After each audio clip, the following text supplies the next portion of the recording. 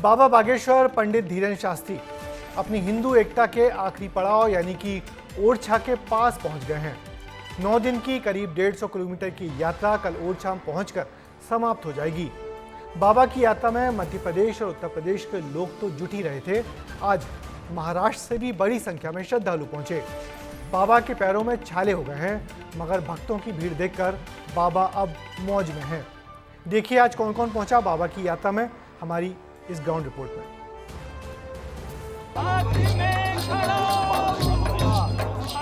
तो ज्यादा पीड़ा हो रही है, ठीक हो जाए।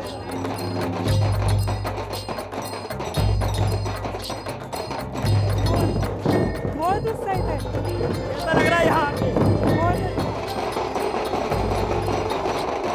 ये बाबा बागेश्वर के चहेतों और भक्तों का जन सैलाब है। पंडित धीरेन्द्र कृष्ण शास्त्री की हिंदू एकता यात्रा का 8वां दिन है। यात्रा निवाड़ी से होते हुए ओरछा की ओर बढ़ रही है।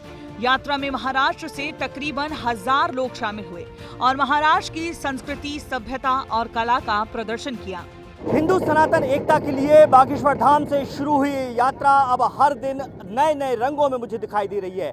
आज 8वां दिन है और इस 8वें दिन जब ये यात्रा निवाड़ी से प्रतापपुरा की तरफ बढ़ रही है, ओरछा की तरफ बढ़ रही है, तो महाराष्ट्र का पूरा रंग इस यात्रा में दिखाई दे रहा है। ढोल नगाड़े थिरकते भक्त, अपनी मलखम कला दिखाते ये कलाकार और नगाड़े की थाप जमाती हुई महिलाओं ने बाबा का स्वागत किया। इस दौरान लोग महाराष्ट्रियन पहनावे में दिखाई दिए। एक राष्ट्र करना है और एक राष्ट्र बन के हमारा हिंदुस्तान एक राष्ट्र बनाना है। आज कुछ सुनाइए, जो सुना रहे हैं आप लोग यहाँ बजाने वाले। चला हो पंढरी जाऊ, चला हो पंढरी जाऊ, जीवाचा जीव लगा पाऊ। जो यात्रा छतरपुर से निकाली थी, अब उसकी गूंज पूरे देश में हो रही है। पंडित धीरेन्द्र कृष्ण शास्त्री 9 दिनों में बागेश्वर धाम से राम राजा मंदिर ओरछा तक 160 किलोमीटर का पैदल सफर तय कर रहे हैं। इसमें कुल 8 पड़ाव है। पंडित धीरेन्द्र कृष्ण शास्त्री ने 8वें दिन 15 किलोमीटर का सफर पैदल तय किया। सुबह ये यात्रा ओरछा के लिए रवाना होगी।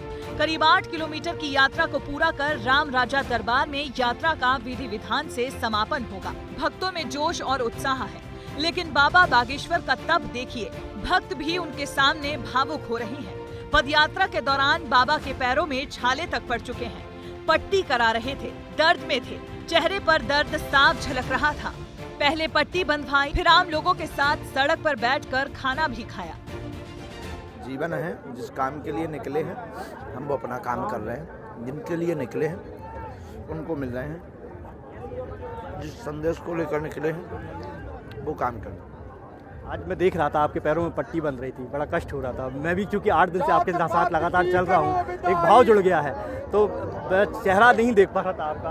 बहुत आज वो उसमें पानी बन गया है तो वो ज़्यादा पीड़ा हो रही थी, ठीक हो जाएगा। यूँ तो अब तक 8 दिन की इस यात्रा में भारत के कई रंग दिखाई दिए, लेकिन ये ध्वज पिछले 8 दिनों से यात्रा में लहरा रहा है। देख सकते हैं बांध के, यहाँ पर कमर में बांध के, और ये तकरीबन कितने फीट है ये 21 फीट 21 फीट का ये पूरा खम्मा है। और आपकी ये ध्वजा कितनी फीट है? 21 बाई 24 यानी तकरीबन आप कितना किलो वजन लेकर? 51 केजी 51 किलो वजन लेकर ये इसी तरह पैदल पदयात्रा कर रहे हैं। भक्तों की आस्था, उनका तप यात्रा में दिखाई दे रहा है। भक्तों के साथ साथ पदयात्रा में बड़े बड़े चेहरे भी शामिल हो रहे हैं और बाबा की यात्रा का समर्थन कर रहे हैं। बहुत ही सकारात्मक पहल महाराज जी द्वारा और जन सामान्य में बहुत ही सकारात्मक संदेश जा रहा है इसका। बहुत ये यात्रा भी आवश्यक है और इस तरह की और यात्राएं होती रहें, क्योंकि हिंदू को जगाना, हिंदू को जागृत करना ये विश्व का सबसे कठिन दुष्कर कार्य है। रात को आराम करने के बाद अब सुबह यात्रा ओरछा के लिए रवाना होगी।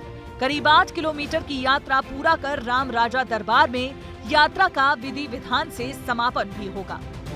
विस्तार न्यूज के लिए दुर्गेश साहू की रिपोर्ट।